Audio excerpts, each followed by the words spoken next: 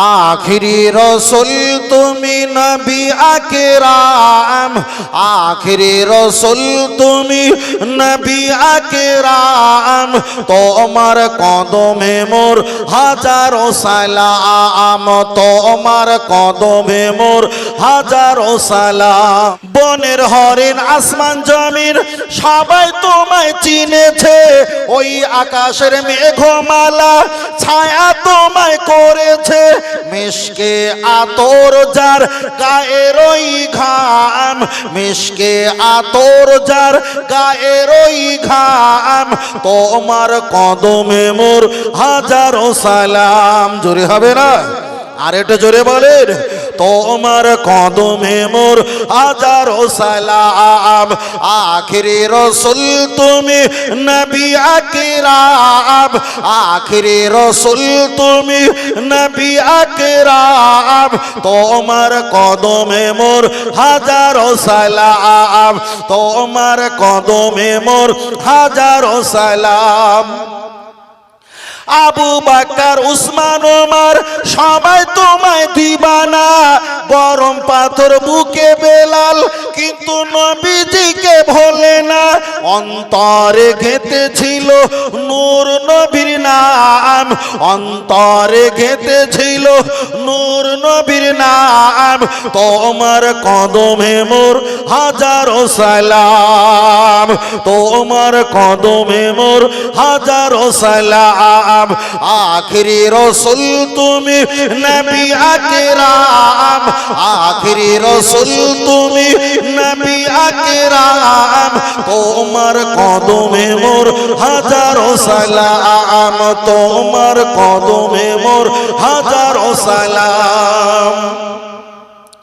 বোরাক চড়ে দয়ার নবী মিরাজেতে গিয়েছে, পায়ের ধুলায় আল্লাহর আরশ ধন্য সেদিন হয়েছে, জান্নাতের রুমে রুমে লেখা নবীর নাম, জান্নাতের রুমে রুমে লেখা নবীর নাম, তোমার কদমে মোর হাজারো সালাম। আর একটু জোরে বলেন সুবহানাল্লাহ। তোমার কদমে মোর হাজারো সালাম। আখিরি রসুল তুমি নবী আকরাম, আখিরি রসুল তুমি নবী আকরাম, তোমার কদমে মোর হাজারো সালাম, তোমার কদমে মোর হাজারো সালাম। আমরা যখন নামাজ পড়ি, নামাজ পড়ার পর আমরা ডান দিকে বাম দিকে সালাম ফিরিয়ে আমরা মোনাজাত করি। অনেকে বলবেন লা ইলাহা ইল্লাল্লাহ মুহাম্মাদুর রাসূলুল্লাহ, আবার অনেকে বলবেন আলহামদুলিল্লাহি রাব্বিল আলামিন, আবার অনেকে বলবেন বিরহমাতিকা ইয়া আরহামার রাহিমিন। তাহলে উত্তর পাড়ার ইমাম সাহেব বিরহমাতিকা ইয়া আরহামার রাহিমিন বলে মোনাজাত শেষ করেছে, কিন্তু আপনাদের দেখা যায় কালসারা এলাকার ইমাম সাহেব লা ইলাহা ইল্লাল্লাহ মুহাম্মাদুর রাসূলুল্লাহ বলে মোনাজাত শেষ করেছে, কিন্তু মাঝের পাড়ার ইমাম সাহেব আলহামদুলিল্লাহি রাব্বিল আলামিন বলে মোনাজাতটা শেষ করেছে। তিনটেই তো আল্লাহর জিকির, তিনটেই আল্লাহর জিকির। আমি আল্লাহ নবীর কাছে বিচার দেব, যদি আমার হুজুরের কাছে বিচার দেই, আমার হুজুর যে দলে সেই দলের বিচার টানবে, পৃথিবীর কোন হুজুরের কাছে বিচার দেব না। একজন বিরহমাতিকা, একজন লা ইলাহা ইল্লাল্লাহ, একজন আলহামদুলিল্লাহ পড়েছে। আল্লাহ নবীকে জিজ্ঞাসা করি, ইয়া রাসূলুল্লাহ তিনটেই তো জিকির, তিনটে জিকিরের ভিতরে কোন জিকিরটা করা সবচাইতে ভালো? আপনি বলেন, আমরা সেটাই পালন করব। আল্লাহ নবী জবাব দিয়ে বললেন, আফদালুল ইবাদাত ইবাদাতিস সালাত, পৃথিবীতে যত ইবাদত আছে সবচাইতে বড় ইবাদত হলো নামাজ, নামাজ, নামাজ, নামাজ, নামাজ। আল্লাহ নবী দ্বিতীয়বার বললেন, আফদালুত তিলাওয়াত তিলাওয়াতুল কোরআন, সবচাইতে বড় তেলাওয়াত হলো তেলাওয়াতুল কোরআন, মানে কোরআন তেলাওয়াত করা। তাহলে বড় ইবাদত হলো নামাজ, বড় তেলাওয়াত হলো আল্লাহর কোরআন। আল্লাহ নবী এবার জবাব দিয়ে বলছেন, আফদালুজ জিকরি জিকরি লা ইলাহা ইল্লাল্লাহ মুহাম্মাদুর রাসূলুল্লাহ, সবচাইতে বড় জিকির হলো তোমার নবীর নামের কলেমা। জোরে বলেন। তাহলে বিচার দিলাম কার কাছে? নবীর কাছে। নবী কি বলেছে? বড় ইবাদত কিন্তু নামাজ, বড় তেলাওয়াত কিন্তু কোরআন শরীফ তেলাওয়াত করা, আর বড় জিকির হলো লা ইলাহা ইল্লাল্লাহ মুহাম্মাদুর রাসূলুল্লাহ। তাহলে একজন বেরহমাতেকা পড়েছেন, ওটাও জিকির। একজন আলহামদুলিল্লাহি রাব্বিল আলামিন বলেছেন, ওটাও জিকির।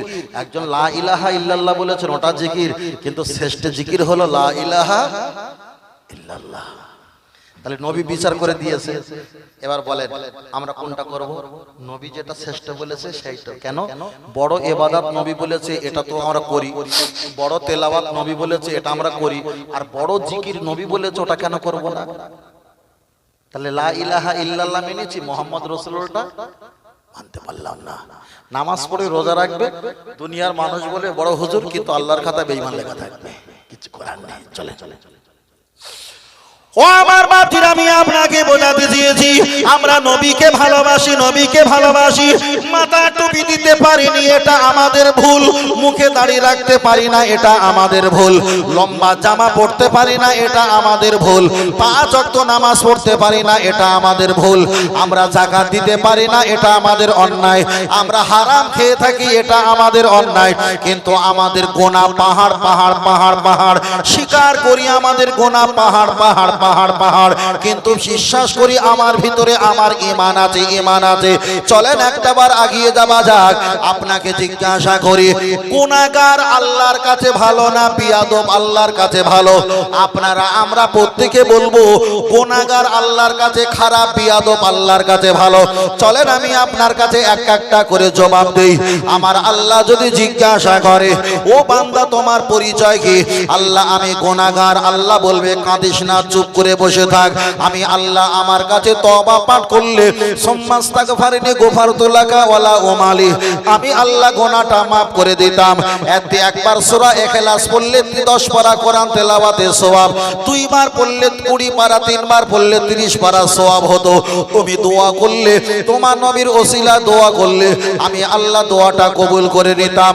তবে গুনাহগার টেনশন করিস না, লা তাকনাতু মির রাহমাতিল্লাহ, আমার জান্নাতের আশা কর, টেনশন করিস না, পাবে পাবে পাবে। তাহলে আল্লাহ তো গুনাহগারের পক্ষে। চলেন এবার বিয়াদবের দিকে এগিয়ে যাই। আল্লাহ যদি জিজ্ঞাসা করে ইসমুকা ইয়া কি, তোমার নাম কি, তোমার পরিচয় কি? ওই বান্দা যদি বলে আল্লাহ আমি বিয়াদব, আল্লাহ আমি বিয়াদব, আমার আল্লাহ তো জবাব দিয়ে বলবে, নবী মুসা আলাইহিস সালামের উম্মত আবুল হারেসা মুহাম্মাদুর রাসূলুল্লাহ কেটে দেওয়ার বিনিময়ে আমি আল্লাহ তাকে গোশা বানিয়ে দিয়েছিলাম আর পাহাড়ের ভিতরে রেখেছিলাম। আমার নবী ক্ষমা করেছে, আমি আল্লাহ ক্ষমা করে দিলাম। তবে আল্লাহর কোরআন জানিয়ে দিয়েছে, ওয়ালা ফাকুরুস ফিহি, যারা বিয়াদব আমার কাছে কোনো জায়গা নেই। তবে যারা গুনাহগার তাদের কোনো টেনশন নেই। তাহলে বড় ইবাদত নিয়েছে ভালো, বড় তেলাওয়াত নিয়েছে ভালো, বড় জিকির বাদ দিয়ে বেরহমাতেকার পানি খেয়েছে, নবীর নামটা ছেড়ে দিয়েছে। বেরহমাতেকা আমিও বলি, আলহামদুলিল্লাহ আমিও বলি, লা ইলাহা ইল্লাল্লাহ আমিও বলি, কিন্তু মুহাম্মদ রাসূলুল্লাহ আমি ছাড়ি না। 40 বছর ইমামতি করেছো, 40 বছর মুহাম্মদ রাসূলুল্লাহ বাদ দিয়েছো। নামাজ যে ব্যক্তি বলেছে বড়, সেই নামাজটা নিয়েছো। যে ব্যক্তি বলেছে কোরআন তেলাওয়াত বড়, সেটা নিয়েছো। সেই ব্যক্তি বলেছে বড় জিকির মুহাম্মদ রাসূলুল্লাহ, সেটা বাদ দিলে দুঃখ এই জায়গায়। বলছি না যে নামাজ হবে না, আল্লাহ আল্লাহ। ও আমার বাপজিরা, চলেন একটা বার এগিয়ে যাওয়া যাক। চলেন আমি আপনাকে ছোট করে বলি, এক সময় নবী আদম আলাইহিস সালাম ওয়াল জিবালা, জিবালা পাহাড়ের উপরে বসে আছেন। কিছু জঙ্গলের হরিণগুণ নবী আদম আলাইহিস সালামের কাছে চলে যায়, জিজ্ঞাসা করে, ও নবী আদম আলাইহিস সালাম আপনার কি পরিচয়, আপনার কি খবর, আপনার কি হালাত একটা বার বলো। তাফসীর কারকেরা ব্যাখ্যা করে বলেছে, নবী আদম আলাইহিস সালাম কাঁদতে কাঁদতে বললেন, ও জঙ্গলের আমি আল্লাহর ডরে, আল্লাহর ভয়তে আমার চোখ থেকে পানি জারি হয়ে যায়। তাফসীরের কারকেরা ব্যাখ্যা করে বলেছেন, নবী আদম আলাইহিস সালামের কান্না দেখে জঙ্গলের প্রাণীগুলো তারাও কান্না করা শুরু করে দিয়েছে। ঘন্টা কি ঘন্টা বসে আছে, নড়ে না চড়ে না, নবীর মোহাব্বতে ওখানে বসে আছে।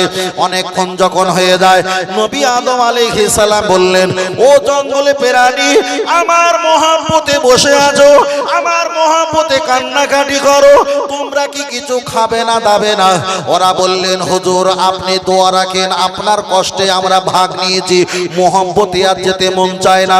তাফসীর কারকেরা ব্যাখ্যা করে বলেছেন নবী আদম আলাইহিস সালাম ওদেরকে চলে যেতে বললেন। ওরা যখন চলে যাচ্ছিল কাছে ছিল লাকড়ি পাতা মারিয়াম ফুল, ওদেরকে দিয়েছে, ওরা চিবিয়ে চিবিয়ে খেয়েছে।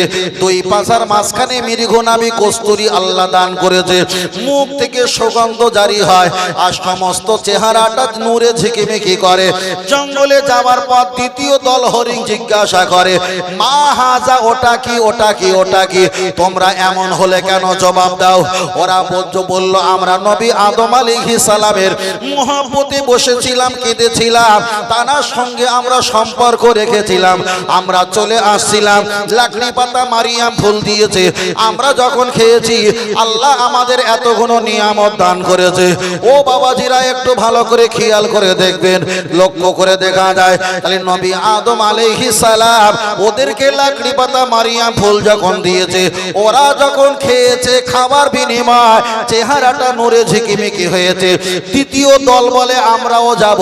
দ্বিতীয় দল যখন গেছে নবী আদমের কাছে গিয়ে বললেন তোমরাও লাকড়ি পাতা মারিয়াম ফুল দাও। ওরা লাকড়ি পাতা মারিয়াম ফুল দিয়েছে, ওরা খেয়েছে, কিন্তু চেহারাটা কুত্তার মতো আকৃতি হয়ে গেছে। তাফসীর কারকেরা বর্ণনা করেছে আগে যারা গিয়েছিল এরা মাল নিতে যায়নি, খেতে যায়নি, নবীর মোহব্বতে কেঁদেছে, নবীর মোহব্বতে বসেছে, আর মোহব্বত করার বিনিময় লাকড়ি পাতা মারিয়াম ফুল খেয়েছে, আল্লাহ তাদের নিয়ামতি দান করেছে। দ্বিতীয় দল যারা গেছিল নবীর মোহব্বতের জন্য যায়নি, শুধু মাল নেওয়ার জন্য গিয়েছে, আল্লাহ তাদেরকে চেহারা কুত্তা করে পাঠিয়ে দিয়েছে। যারা বেরহমাতেকা পড়ে আল্লাহ রহমত দাও রহমত দাও, শুধু রহমত মাল নেওয়ার জন্য চেষ্টা, আল্লাহ ইলাহা ইল্লাল্লাহ মুহাম্মাদুর রাসূলুল্লাহ যারা পড়ে এরা নবীর মোহব্বত করার চেষ্টা। আমরা নবীর মোহব্বত করি, হাসরের ময়দানে যদি আমরা রহমত নিতে ভুলে যাই, আমার আল্লাহ নবীর মোহব্বতের কারণে রহমত দিতে ভুলবে না। আরেকটা চলে হবে না।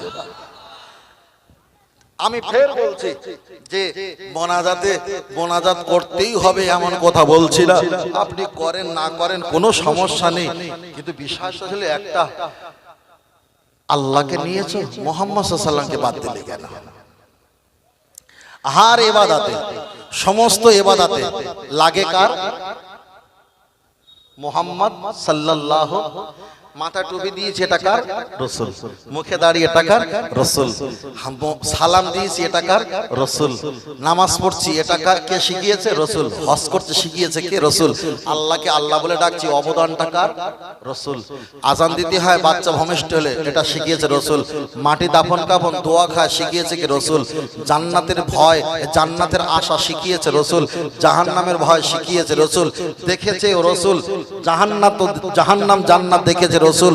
আল্লাহকে দেখে হচ্ছে আমার নবী সবকিছু শিখিয়েছে, গাইডলাইন দিয়েছেন আমাদের রাহাবার, আমাদের শিক্ষক। আনা বুইস্তু মুআল্লিমান, সেটাই হলো আমার আপনার নবী। জোরে বলো সুবহানাল্লাহ। আরেকটু জোরে হবে না? আরেকটু জোরে হবে না? অসুবিধা হয় না তো বাবু? অসুবিধা যতক্ষণ বলি এইভাবে টুকটুক করে বলে যাই, টুকটুক করে বলে যাই আল্লাহ আল্লাহ। ও আমার বাপজিরা চলেন একটা বার এগিয়ে যাওয়া যাক। আমি আপনার সম্পর্কে, নবী সম্পর্কে বলতে বলতে বিষয়টা আমি অনেক লম্বা করে ফেলেছি।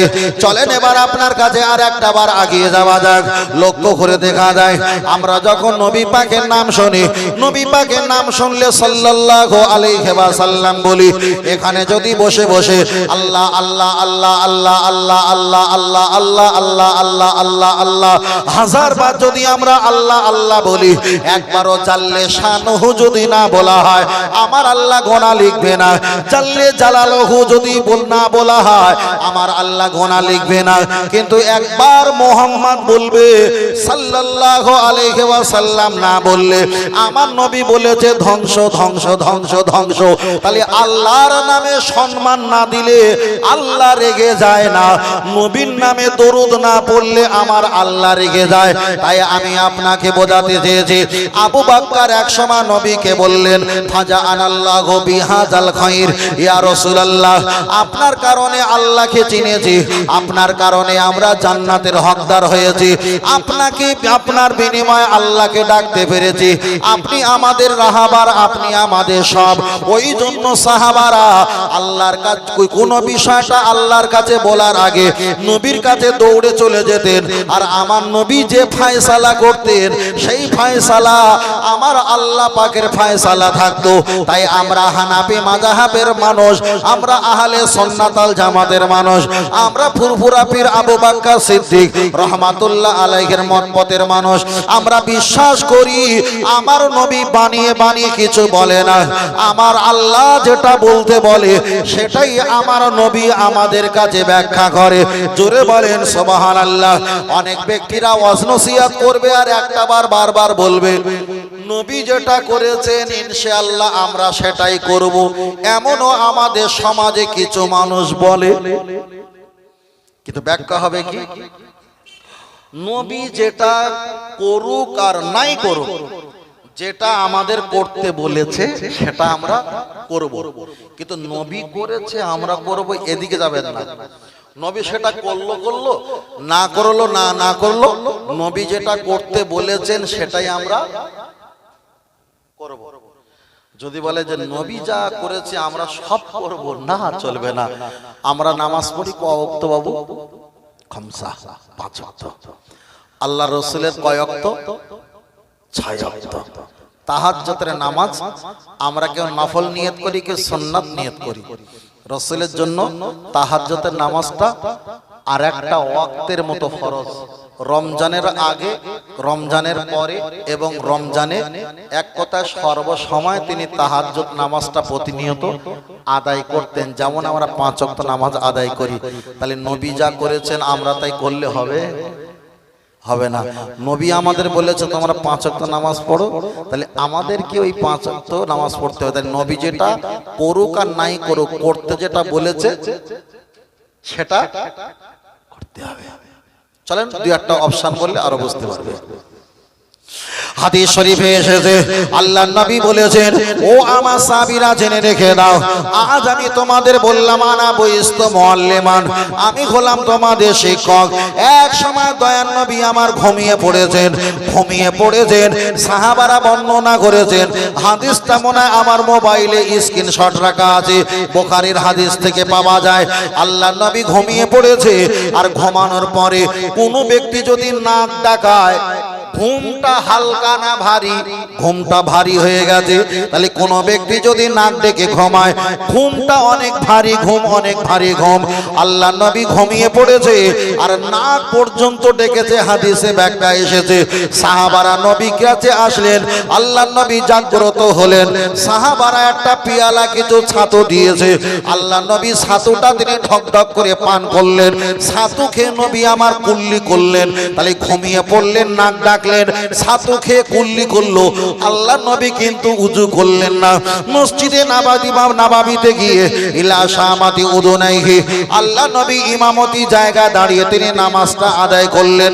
নামাজটা যখন শেষ হয়ে গেছে, সাহাবারা নবীকে জিজ্ঞাসা করলেন, ইয়া রাসূলুল্লাহ, আপনি একটাবার জবাব দিয়ে বলেন, আপনি আমাদের নবী, কোরআন নাজিল হয়েছে আপনার প্রতি, আপনি কেন ঘুমিয়ে পড়লেন, না পর্যন্ত ডাকলেন, আপনি কেন উযু করলেন না?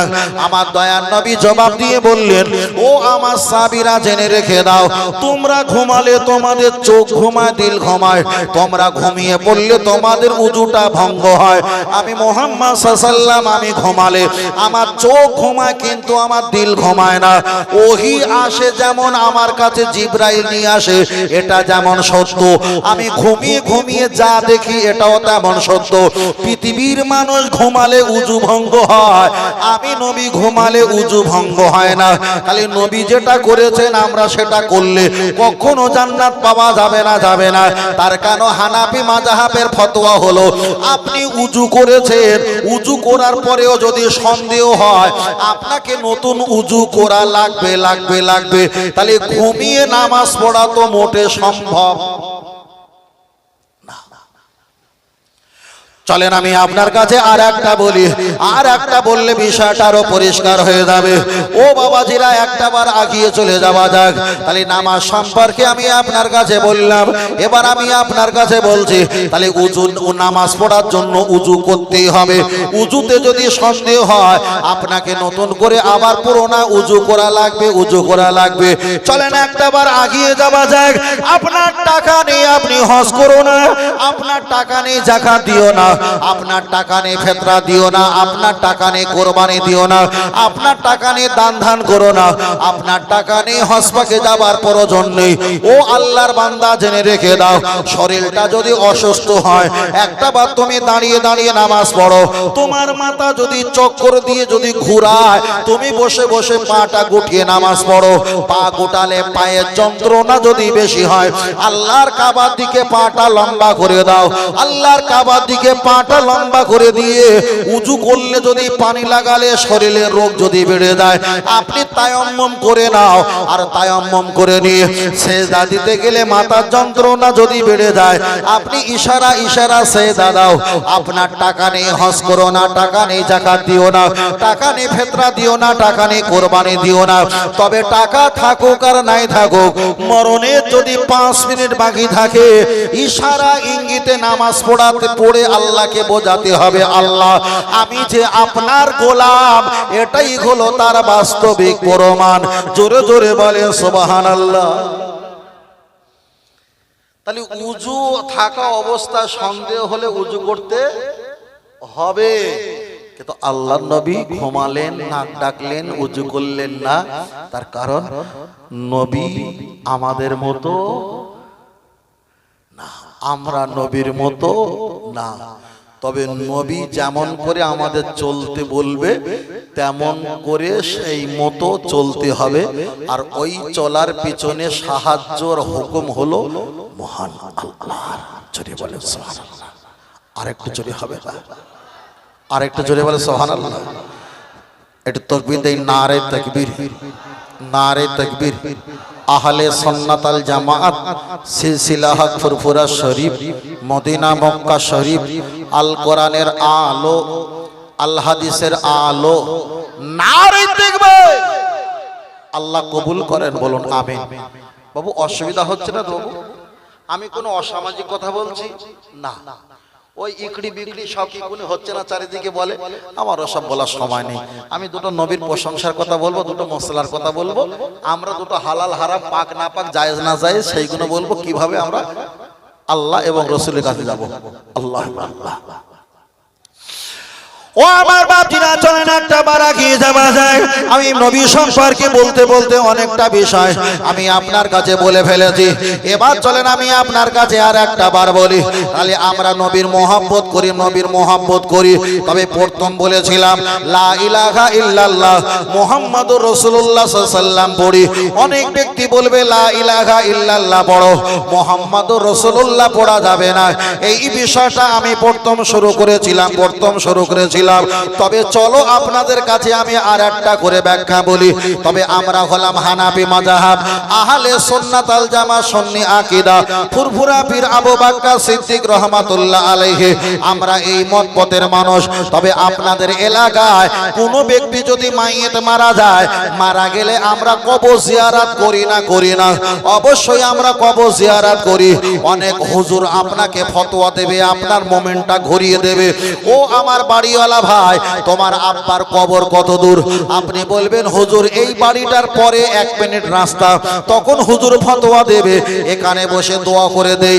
আপনি মনে করবেন বছরে একবার 10,000 টাকা খরচা দিয়ে মানুষকে খাওয়ান দিয়ে একটু দোয়া করব, কবরের কাছে গেলে মনটা কত শান্তি হয়, এটা আপনার আশা। কিন্তু হুজুর আপনাকে বোঝাবে এখান থেকে মদিনা শরীফ 8,500 কিলোমিটার রাস্তা। এখান থেকে সওয়াব দিলে যদি 8,500 8,000 কিলোমিটার রাস্তা চলে যায়। এখান থেকে আজমির শরীফ হলো 1700 কিলোমিটার রাস্তা। এখান থেকে যদি 1700 কিলোমিটার রাস্তা দূরে যদি তোমাদের দেখা যায় আল্লাহর ওলিদের কবরে যদি সওয়াবটা পৌঁছে যায়, 1 মিনিট রাস্তা দূরে তোমার বাপের কাছে কেন সওয়াবটা পৌঁছাবে না? এটা হলো হুজুরের সুবিধাবাদী ফতোয়া। কিন্তু একটাবার আগিয়ে চলে যাওয়া যাক। আল্লাহ নবী এক সময় নিজের মাকে বললেন, ও আমার আম্মা জান, আমি যখন মাঠে বসে থাকি অনেকের আব্বারা বাপেরা এসে ওদেরকে কাঁধে কোলে করে ঘাড়ে করে নিয়ে যায়, আমার আব্বা কি একবার আসবে না? অনেক ব্যাখ্যা আমি সংক্ষেপ করে বলি। এক সময় উম্মে আয়মান আম্মা জান মা আমিনা সঙ্গে করে নিয়ে আমার নবীকে সঙ্গে করে নিয়ে নিজের আব্বা জানের কবরটা দেখানোর জন্য যখন চলে গেলেন, প্রতিমধ্যে বাবলা গাছে ছায়া গাছে আম্মা জান বসে আছেন। দয়ার নবী ছুটে ছুটে ছুটে ছুটে গিয়ে উঁচু পেনায় একটা কবর দেখলেন, বললেন ওটা তোমার আব্বা জানের কবর। আমার দয়ার নবী আব্বা জানের মাজার রওজাটা জড়িয়ে আব্বা আব্বা আব্বা বলে এত কান্না কেঁদেছিল, এত কান্না কেঁদেছিল যে কান্না সহ্য না করতে পেরে নিজের দেখা যায় মা তিনিও দুনিয়া থেকে বিদায় নিয়েছে। সন্তানের রোনাদারিয়ার কান্না মা সহ্য করতে পারল না। ও বাবাজিরা, আমি যেটা বোঝাতে চেয়েছি, তাহলে দয়ার নবী মুহাম্মদ সাল্লাল্লাহু আলাইহি ওয়াসাল্লাম নিজের আব্বা জানের কবরের কাছে গিয়ে কান্নাকাটি করেছে। তাই ফুরফুরা পিতা নবী রহমাতুল্লাহ আলাইহি তিনিও আমাদের শিক্ষা দিয়ে গেছে, তোমাদের আব্বা, তোমাদের মা, তোমাদের ছেলে, তোমাদের বিয়ে বাচ্চা নাতি পোতা, তোমাদের পরিবার পরিজন যারা বিদায় নিয়ে গেছে, তোমরা কবরের কাছে চলে যাও। আসসালামু আলাইকুম ইয়া আহলাল কুবুরি ইয়াগফিরুল্লাহু লানা ওয়া লাকুম আনতুম সালাফুনা ওয়া নাহনু বিল আসহার। ওদেরকে সালাম দাও, একটু দরুদ কলেমা কোরআন তেলাওয়াত করে মানুষকে খাওয়ান দাওয়ান করে ওদের নামে রূহ পাকে পৌঁছে দাও। ফারাফায়া দাইহি, ওদেরকে সামনে নিয়ে আল্লাহ পাকে দরবারে দোকানে হাত তুলে দোয়া যাও। তাহলে আল্লাহর নবী কবরের কাছে কেঁদেছে, আমার পীর মাশায়েখও কবর জিয়ারত করে কেঁদেছে, আমাদেরকেও কবর জিয়ারত করে কাঁদতে বলেছে। তাহলে পৃথিবীর কোন ব্যক্তি যদি বলে 8,500 কিলোমিটার রাস্তা দূরে যদি সওয়াব পৌঁছে যায়, তোমার আব্বার 5 মিনিট দূরে ওখানে সওয়াব পৌঁছে যাবে। কথাটা ভালো ভালো, তবে মন যখন চাইবে কোনো বাধা বিঘ্ন চলবে না, আব্বার কবরের কাছে গিয়ে কাঁদতে হবে। জোরে জোরে বলেন সুবহানাল্লাহ। দেবে সুবিধাবাদী হবে না, মানুষ সুবিধা হবে না, নিজের স্বার্থক নিজের কষ্টকে আখের গোড়ানোর জন্য ফতোয়া দেবে না। একজনা দুইজনা বন্ধু রাস্তা থেকে নেমে আসছে কলকাতা থেকে কাজ করে, তা সব দোকান বন্ধ, বাচ্চাদের জন্য খাবার নিয়ে আসতে হবে। একজনা হাড় কিপটে আর একজনা সচরাচর ভালো। তা এখন কি বিক্রি হচ্ছে কম দাম, সেটা হলো আঙ্গুর ফল। দোকান বন্ধ হবে, তা একজনা 1 কেজি আঙ্গুর ফল নিয়েছে, আর একজন বলছে এই দেখ ওসব কিনিস নি, বাচ্চাদের কাশি হবে, বাচ্চাদের কাশি হবে।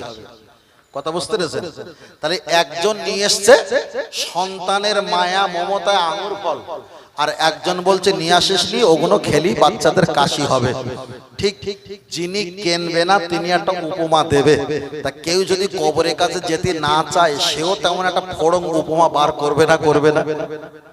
তাহলে আমার মন যখন চাইবে আমি যাব, তবে কারোর উপমা ফড়ং কোনো অজুহাত চলবে না। কেন রাসূল বলেছেন কবর জিয়ারত করলে মরণের কথা স্মরণ হয়, কবর জিয়ারত করলে তোমাদের অন্তরটা নরম হয়, আর সন্তান দোয়া করলে আল্লাহ কবুল করে তারা আব্বা মায়ের কবরে আযাবটা মাফ করে দেন। জোরে বলেন, আর একটু জোরে হবে না? আল্লাহ